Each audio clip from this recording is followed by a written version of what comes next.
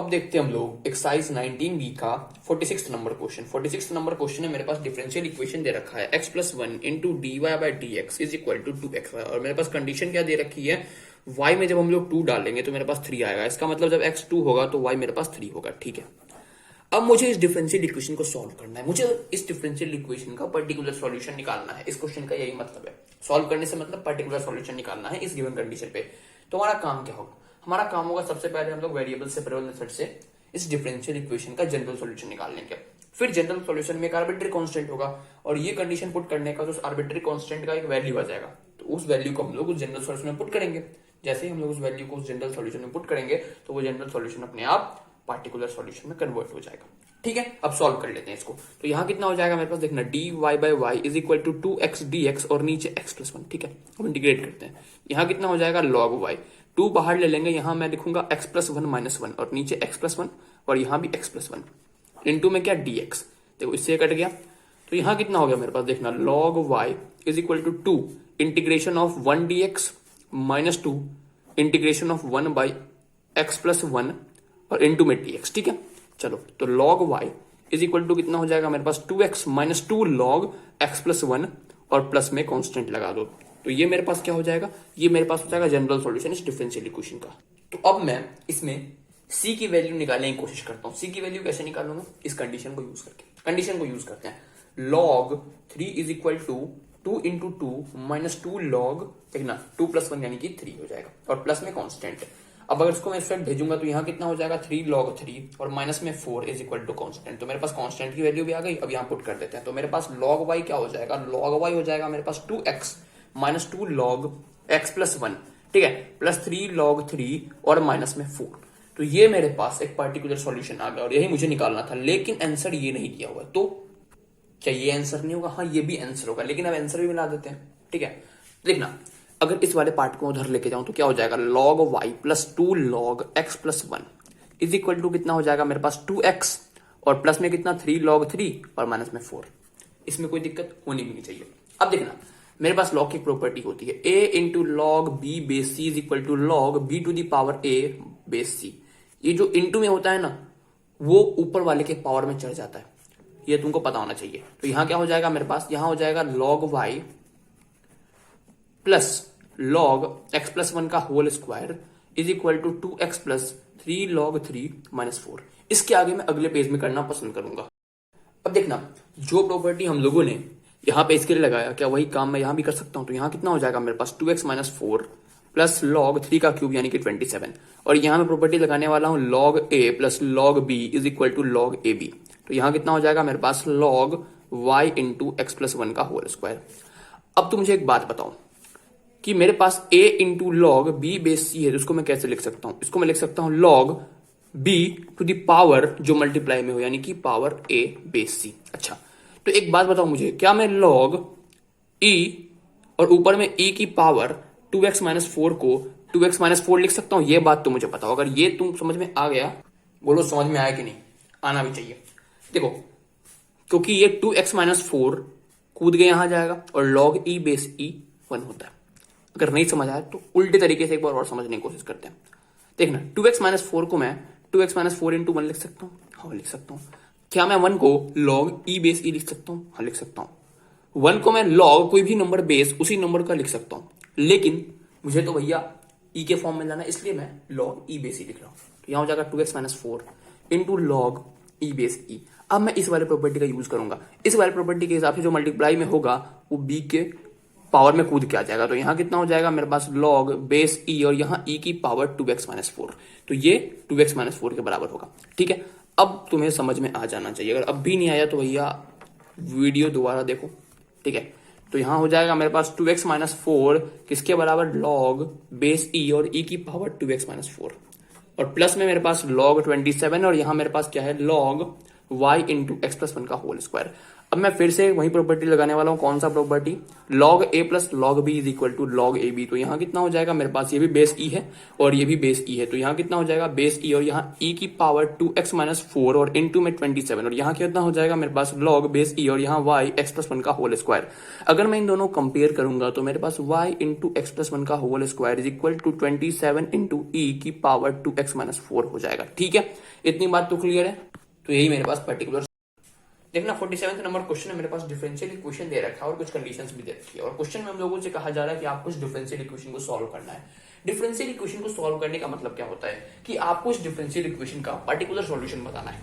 अच्छा, अगर मुझे पर्टिकुलर सॉल्यूशन बताना है सबसे पहले मुझे जनरल सॉल्यूशन निकालना होगा, तभी तो जाके मैं इस कंडीशन को पुट करने के बाद पर्टिकुलर सॉल्यूशन निकालूंगा। हाँ, तो भाई जनरल सॉल्यूशन तो निकालना ही होगा। तो फिर जनरल सॉल्यूशन कैसे निकालेंगे, वेरिएबल सेपरेबल से। वेरिएबल सेपरेबल क्या कहता है, वेरिएबल सेपरेबल कहता है कि दोनों वेरिएबल को इक्वल टू के अलग अलग साइड रखो फिर इंटीग्रेट कर लो। ठीक है, वही करते हैं। तो यहाँ कितना हो जाएगा मेरे पास dy is equal to y बना देते हैं और यहाँ x 2 log x plus 1 into d x. ठीक है, तो यहाँ हो जाएगा dy is equal to 2 into x log x और प्लस x, यहाँ भी dx और यहाँ भी dx लगा लो। अब इंटीग्रेट कर लेते हैं। अगर इंटीग्रेट करेंगे तो यहाँ कितना हो जाएगा मेरे पास y और यहाँ कितना हो जाएगा 2x log x dx और यहाँ कितना हो जाएगा प्लस एक्स स्क्वायर बाई 2 और प्लस में कांस्टेंट। ठीक है, यहाँ तक तो क्लियर हो जानी चाहिए। अब जब सवाल आता है कि इसको हम लोग कैसे इंटीग्रेट करें, इसको इंटीग्रेट करेंगे हम लोग बाई पार्ट्स की मदद से। बाई पार्ट्स क्या कहता है, बाई पार्ट्स कहता है पहला फंक्शन उसको लो जो कि आइलेट में पहले है। क्या इसमें कोई भी इनवर्स ट्रिग्नोमेट्रिक फंक्शन है, बिल्कुल नहीं। क्या इसमें कोई भी लॉगरिथमिक फंक्शन है, हाँ है। तो ये मेरे पास पहला फंक्शन हो जाएगा और जो बचेगा वो दूसरा फंक्शन हो जाएगा।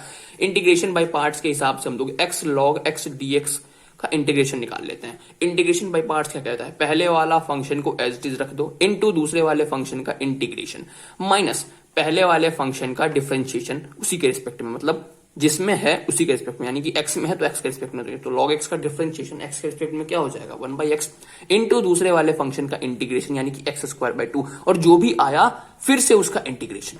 ठीक है, तो यहाँ कितना हो जाएगा मेरे पास log x into x square by 2 और यहाँ कितना हो जाएगा मेरे पास, ये कट जाएगा तो यहाँ हो जाएगा मेरे पास minus integration of x by 2 dx। तो ये कितना हो जाएगा मेरे पास log x into x square by 2 और यहाँ कितना हो जाएगा मेरे पास माइनस एक्स स्क्वायर बाई 4। अब हम लोग यहाँ तक आ चुके थे और हम लोगों ने x log x का इंटीग्रेशन भी निकाल लिया था। अब हम लोग x log x के इंटीग्रेशन की वैल्यू यहाँ पुट करेंगे तो y कितना हो जाएगा मेरे पास 2 into log x into x square by 2 minus 2 into x square bye 4 हो जाएगा और प्लस में कितना एक्स स्क्वायर बाय 2 और प्लस में c। तो यहाँ कितना हो जाएगा मेरे पास माइनस एक्स स्क्वायर बाय 2, तो minus x square by 2 plus में एक्स स्क्वायर बाय 2 और प्लस में c। और यहाँ कितना हो जाएगा मेरे पास 2 से 2 कटने के बाद y इज इक्वल टू हो जाएगा log x into x square, तो minus x square by 2 plus x square by 2 cut जाएगा तो y कितना हो जाएगा मेरे पास log x into x square plus c। तो यही मेरे पास पर्टिकुलर सॉल्यूशन हो जाएगा इस डिफरेंशियल इक्वेशन का। ठीक है, अब आगे बढ़ते हैं अगले क्वेश्चन के साथ। अब देखते हैं हम लोग 48th number question. 48th number question में मेरे पास डिफरेंशियल इक्वेशन दिया हुआ है x cube plus x square plus x plus 1 into d y by d x is equal to 2x square plus x और आपको कंडीशन दे रखा है जब x इक्वल टू 0 होगा तो y की वैल्यू 1 होगी और आपको इस डिफरेंशियल इक्वेशन को सॉल्व करना है, मतलब इस डिफरेंशियल इक्वेशन का आपको पर्टिकुलर सॉल्यूशन निकालना है। पर्टिकुलर सॉल्यूशन निकालने के लिए सबसे पहले हम लोग जनरल सॉल्यूशन निकाल लेते हैं वेरिएबल सेपरेबल मेथड से और फिर इस कंडीशन को उसमें पुट करेंगे तो मेरे पास जो आर्बिट्ररी कांस्टेंट है उसकी वैल्यू आ जाएगी, तो वही आर्बिट्ररी कांस्टेंट की वैल्यू हम लोग उस जनरल सॉल्यूशन में पुट कर देंगे तो मेरे पास वही जनरल सॉल्यूशन पर्टिकुलर सॉल्यूशन में कन्वर्ट हो जाएगा। ठीक है, तो अगर आगे इसको सॉल्व करने की कोशिश करें, देखना मेरे पास d y by d x is equal to कितना हो जाएगा मेरे पास 2x स्क्वायर प्लस एक्स और नीचे हो जाएगा मेरे पास x cube plus x square plus x plus 1। तो मेरे पास dy क्या हो जाएगा, dy हो जाएगा 2x स्क्वायर प्लस एक्स और अगर नीचे यहाँ से मैं एक्स स्क्वायर कॉमन लो तो यहाँ कितना हो जाएगा x plus 1 plus 1 x plus 1। ठीक है, और यहाँ इनटू में dx, तो मेरे पास dy क्या हो जाएगा 2x स्क्वायर प्लस एक्स और नीचे कितना हो जाएगा एक्स स्क्वायर प्लस 1 और into x plus 1 into dx। अब मुझे इंटीग्रेट करना होगा, लेकिन अब सवाल ये आता है कि इसका इंटीग्रेशन हम लोग कैसे करें। देखो, इसका इंटीग्रेशन करने के लिए मुझे पार्शियल फ्रैक्शन का सहारा लेना होगा। पार्शियल फ्रैक्शन क्या कहता है भैया कि 2x square plus x by x square plus 1 और इंटू एक्स प्लस 1 को तुम कैसे लिख सकते हो a बाई एक्स प्लस 1 और प्लस नीचे एक्स स्क्वायर प्लस 1 आ गया तो ऊपर क्या लिखेंगे बी एक्स प्लस सी। अब तुम इसको सॉल्व करने की वजह से कंपेयर करो, फिर तुम्हारे पास ए बी सी तीनों की वैल्यू आ जाएगी तो फिर तुम इसको इस टर्म में लिख सकते हो। अगर तुमको पार्शियल फ्रैक्शन नहीं आता तो पहले जाकर तुम इंटीग्रेशन में पार्शियल फ्रैक्शन वाले सारे क्वेश्चन को सॉल्व करो फिर यहाँ पे आना। अब देखना, यहाँ मैं समझा नहीं सकता कैसे लिखा मैंने, क्योंकि ये एक स्टैंडर्ड रिजल्ट होता है और फिर हम लोग सॉल्व करके निकालते हैं। देखना यहाँ कितना हो जाएगा मेरे पास 2x स्क्वायर प्लस एक्स और नीचे x square plus 1 into x plus 1।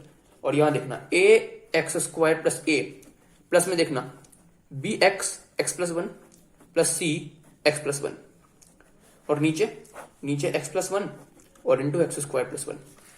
तो यहाँ क्या हो जाएगा मेरे पास 2x स्क्वायर प्लस एक्स, और नीचे यही, चलो इसको काट ही देते हैं, हटाओ, ठीक है। और यहाँ हो जाएगा मेरे पास a x square plus a plus b x square plus b x plus c.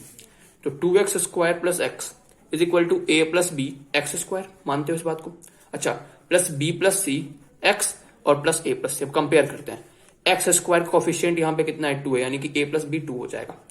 X का कोफिशिएंट कितना है 1 है, यानी कि बी प्लस सी क्या हो जाएगा 1 हो जाएगा। और कांस्टेंट कुछ भी नहीं है, मतलब 0 कांस्टेंट है, तो मेरे पास ए प्लस सी कितना हो जाएगा 0 हो जाएगा। अच्छा, अगर ए प्लस सी 0 होगा इसका मतलब ए की वैल्यू माइनस सी के बराबर होगी।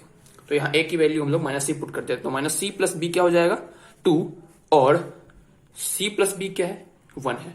अगर दोनों को ऐड करें तो मेरे पास 2b क्या हो जाएगा 3 हो जाएगा, यानी कि b कितना हो जाएगा मेरे पास 3/2 हो जाएगा। अब मेरे पास b की वैल्यू 3/2 आ गई, मैं इसमें पुट करता हूँ b इज इक्वल टू 3/2, तो a कितना हो जाएगा मेरे पास 2 माइनस 3/2 यानी कि 1/2, और a किसके बराबर माइनस सी के बराबर, इसलिए माइनस सी कितना हो जाएगा मेरे पास 1/2, तो c कितना हो जाएगा मेरे पास माइनस हाफ।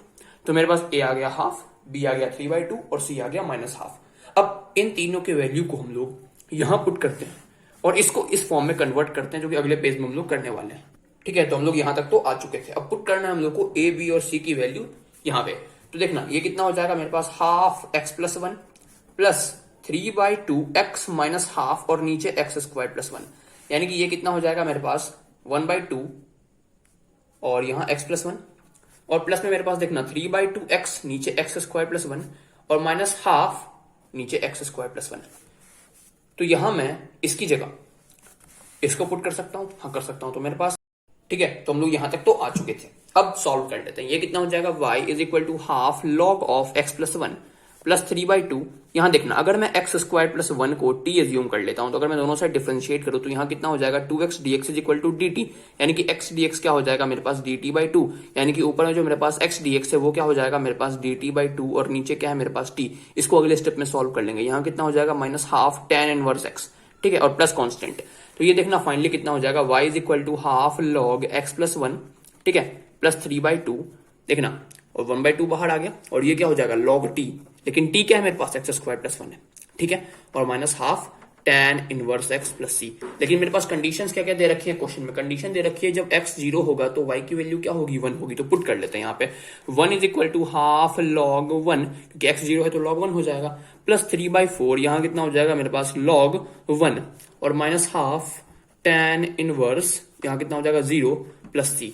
तो log 1 0 होता है, यहाँ भी log 1 0 हो जाएगा, तो ओवरऑल 0 ही हो जाएगा, और tan इनवर्स 0 भी 0 होता है, यानी कि ये भी 0 हो जाएगा, यानी कि c की वैल्यू क्या आ जाएगी 1 आ जाएगी। जैसे ही c की वैल्यू 1 आएगी मैं यहाँ पुट कर दूंगा, तो मेरे पास y क्या हो जाएगा, y हो जाएगा half log x plus 1 plus 3/4 log x square plus 1 और minus half tan inverse x plus 1। तो यही मेरे पास इस डिफरेंशियल इक्वेशन का पर्टिकुलर सॉल्यूशन आ जाएगा, ठीक है। अब बढ़ते हैं अगले क्वेश्चन की ओर, अगले पेज पे।